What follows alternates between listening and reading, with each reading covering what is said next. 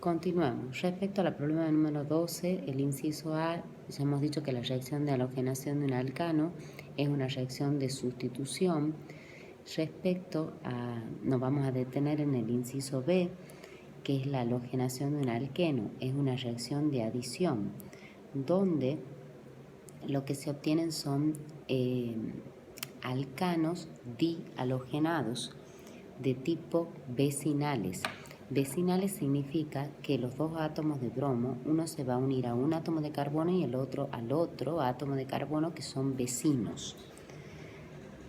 Entonces se obtiene ese alcano dihalogenado y no se obtiene un alcano monohalogenado, como me dice la afirmación.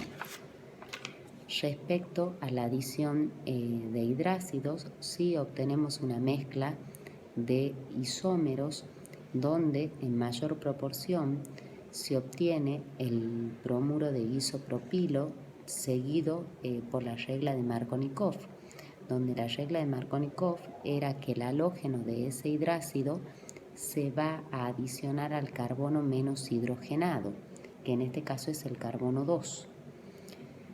Y respecto al inciso D, la hidratación de los alquenos es una reacción de adición. Sí, volvemos a lo mismo, que las reacciones que dan los alquenos son de adición. Respecto a la pregunta número 13, una pregunta de química inorgánica de Brons-Lowry, de ácido y base. Repasemos un poquito. Un ácido de Brons-Lowry es aquella sustancia que en solución acuosa es capaz de ceder o liberar, puedo decir, me gusta más la palabra ceder protones. Y la base es aquella sustancia que acepta esos protones. Después el trabalengua era: lo que me queda después que el ácido cede el protón se llama base conjugada, y lo que se forma después de que la base acepta el protón se llama ácido conjugado. Para poder razonar esto, lo mejor es hacer a ese compuesto, al compuesto que es el ácido, con un anfótero.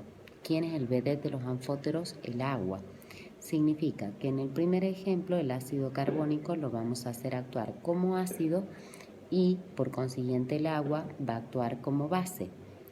Y me doy cuenta que el par ácido-base conjugada que se forma es ácido carbónico, bicarbonato, hidrógeno, es lo mismo, bicarbonato o hidrógeno carbonato, que no es el par que me están dando.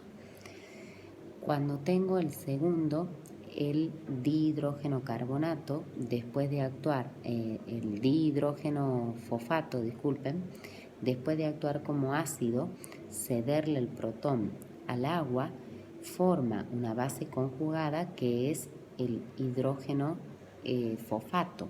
Entonces tampoco es el par correcto. Cuando analizo el inciso C y al bicarbonato o hidrógeno carbonato lo hago actuar como ácido, se me forma como base conjugada el carbonato y esa es la opción correcta. Y veamos por qué la última no es correcta o es incorrecta. El agua lo puse a reaccionar con el amoníaco, que es el otro vedette anfótero, donde si el agua actúa como ácido, su base conjugada es el oxidrilo. Cuando vamos a la pregunta número 14, que es una pregunta de teoría absolutamente, las soluciones son sistemas homogéneos o mezclas homogéneas, es lo mismo que le pongan, formada por dos componentes. Esos componentes se llamaban soluto y solvente.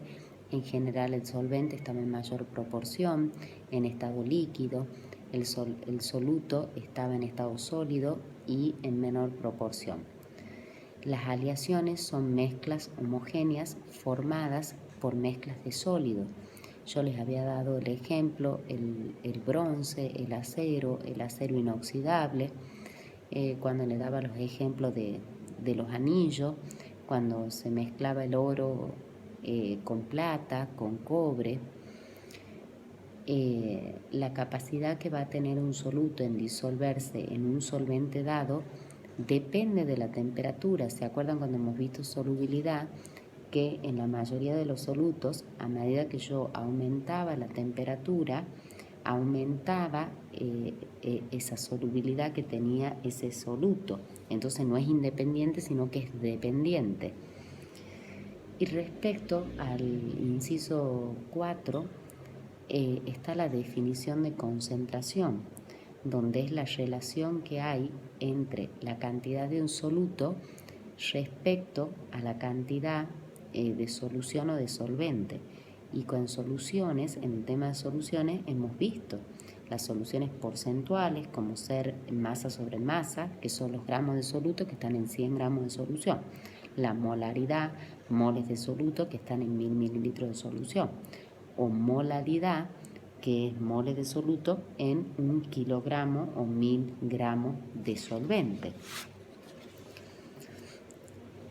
Respecto al problema número 15, estamos en química biológica, me da 4 ácidos grasos y me dice que los esterifique con el glicerol. Yo les puse en la transparencia, le puse cómo es la reacción de esterificación, cómo se llama el respectivo triglicérido y de acuerdo a esos ácidos grasos que están predominando, si es una grasa o un aceite, entonces por consiguiente ustedes deben deducir si ese triglicérido es líquido o sólido. Recordando que las grasas son sólidas y los aceites son líquidos. Entonces, si nos ponemos a ver, el único que es ácido graso insaturado es el 3, o sea que es el ácido oleico. Quiere decir que ese es el único triglicérido que va a ser líquido.